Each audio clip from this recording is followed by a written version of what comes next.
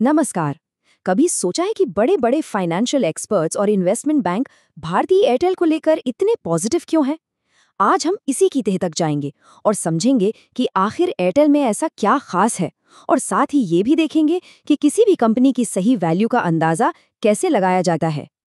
तो सबसे पहले ये देखिए, दुनिया के कुछ सबसे बड़े इन्वेस्टमेंट बैंकों ने एयरटेल को बाय यानी खरीदने की सलाह दी है। जब इतने बड़े नाम एक ही सुर में बात करते हैं तो जाहिर है बाजार में हलचल तो मचती ही है। चलिए पता लगाते हैं कि इस भरोसे की असली वजह क्या है। और ये रहा फैसला। जेफरीज और सीएलएसए जैसी दिग्गज कंपनियां एयरटेल के लिए बहुत ऊंचे प्राइस टारगेट सेट कर रही हैं। देखिए, ये सिर्फ नंबर नहीं है, ये इस बात का इशारा है कि एक्सपर्ट्स को कंपनी के भविष्य में जबरदस्त ग्रोथ की उम्मीद है। लेकिन सवाल तो ये है कि एनालिस्ट इस नतीजे पर पहुंचे कैसे? आखिर वो कौन सी बातें हैं जो उन्हें इतनी अच्छी लग रही हैं? चलिए एक एक करके उन सभी सबूतों को देखते हैं जिन्होंने एयरटेल को बाजार का हीरो बना दिया है। तो हमारी पड़ताल का पहला पड़ाव है कंपनी के हालिया तिमाही नतीजे। और यकीन मानिए, ये किसी ब्लॉकबस्टर फिल्म के कलेक्शन से कम नहीं है। पहला आंकड़ा ही देख लीजिए, मुनाफे में 108% से ज्यादा की छलांग। इसका सीधा मतलब है कि कंपनी की कमाई करने की रफ्तार 2 गुने से भी ज्यादा हो गई है। ये वाकई में कमाल का नंबर है। और ये है वो रकम जो इस ग्रोथ को और भी दमदार बनाती है। लगभग 8,500 करोड़ रुपए का नेट प्रॉफिट सिर्फ 3 महीनों में। इससे कंपनी के स्केल और उसकी एफिशिएंसी का साफ पता चलता है। अब बात करते हैं एक बहुत ही जरूरी मेट्रिक की, ARPU यानी एवरेज रेवेन्यू पर यूजर। आसान भाषा में कंपनी हर एक ग्राहक से औसतन कितना कमाती है। एयरटेल का ये आंकड़ा है 256 रुपए, जो ये दिखाता है कि उसके ग्राहक क्वालिटी के लिए ज्यादा पैसे देने को तैयार हैं।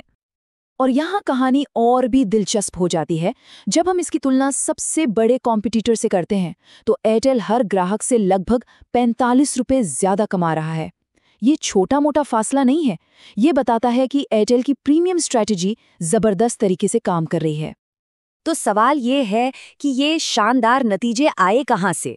इसका जवाब कंपनी की एक बहुत ही सोची समझी स्ट्रैटेजी में छिपा है। चलिए उस स्ट्रैटेजी को समझते हैं। एयरटेल की ताकत का एक और राज है कमाई के अलग अलग जरिए। कंपनी सिर्फ भारत के मोबाइल बिजनेस पर निर्भर नहीं है। अफ्रीका, एंटरप्राइज बिजनेस, होम्स, ये सब मिलकर कंपनी को एक मजबूत और बैलेंस्ड पोर्टफोलियो देते हैं जो उसे बाजार के उतार चढ़ाव से बचाता है। एयरटेल की सफलता का मंत्र है प्रीमियमाइजेशन। मतलब बस ग्राहकों की भीड़ इकट्ठा नहीं करनी है, बल्कि ऐसे ग्राहकों पर फोकस करना है जो अच्छी सर्विस के लिए ज्यादा पैसे देने को तैयार हैं। यहाँ क्वालिटी क्वांटिटी से ज्यादा मायने रखती है। और ये स्ट्रैटेजी काम कैसे करती है? इसके 3 आसान स्टेप्स हैं। पहला, फीचर फोन यूजर्स को स्मार्टफोन पर लाना। दूसरा, प्रीपेड ग्राहकों को बेहतर पोस्टपेड प्लान्स में कन्वर्ट करना। और तीसरा, लोगों की बढ़ती डेटा की भूख को भुनाना। ये एक ऐसा प्लान है जो लगातार हर ग्राहक से होने वाली कमाई को बढ़ा रहा है।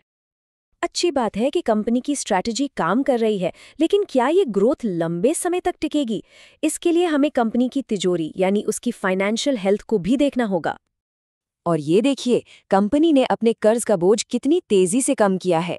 ये बिल्कुल वैसा ही है जैसे कोई इंसान अपने सारे लोन चुकाकर फाइनेंशियली फ्री हो जाए। ये निवेशकों के लिए एक बहुत बड़ा पॉजिटिव साइन है जो दिखाता है कि मैनेजमेंट सही दिशा में काम कर रहा है। और ये है असली ताकत, कैश। लगभग 12,000 करोड़ का ऑपरेटिंग फ्री कैश फ्लो। मतलब ये वो पैसा है जो सारे खर्चे निकालने के बाद कंपनी के हाथ में बचता है। इतना कैश होने का मतलब है कि कंपनी के पास नई टेक्नोलॉजी में इन्वेस्ट करने, कर्ज चुकाने और शेयर होल्डर्स को रिवॉर्ड देने की पूरी आज़ादी है। तो सब कुछ अच्छा ही अच्छा लग रहा है, पर क्या एयरटेल के लिए आगे का रास्ता बिल्कुल साफ है? नहीं, ऐसा नहीं है। चलिए अब सिक्के के दोनों पहलुओं पर नजर डालते हैं, आगे के मौके और चुनौतियां।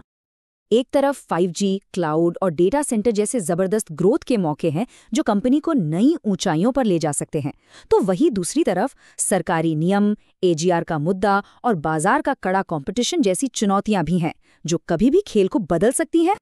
तो इन सभी बातों को एक साथ रखकर देखें तो आखिर में क्या तस्वीर बनती है? चलिए अब सभी कड़ियों को जोड़कर देखते हैं कि एनालिस्ट एयरटेल पर इतना बड़ा दांव क्यों लगा रहे हैं। तो कुल मिलाकर कहानी ये है, एयरटेल की इन्वेस्टमेंट स्टोरी 4 मजबूत पिलर्स पर खड़ी है। पहला, जबरदस्त तिमाही नतीजे। दूसरा, एक क्रिस्टल क्लियर प्रीमियम स्ट्रैटेजी। तीसरा, लगातार सुधरती फाइनेंशियल हेल्थ। और चौथा, भविष्य में ग्रोथ के लिए कई नए रास्ते। और ये सिर्फ हमारी आपकी बात नहीं है, कंपनी के सीईओ गोपाल विट्टल के ये शब्द देखिए। ये साफ इशारा करते हैं कि एयरटेल अब खुद को सिर्फ एक टेलीकॉम कंपनी के तौर पर नहीं देख रहा, उसका इरादा कुछ बहुत बड़ा करने का है।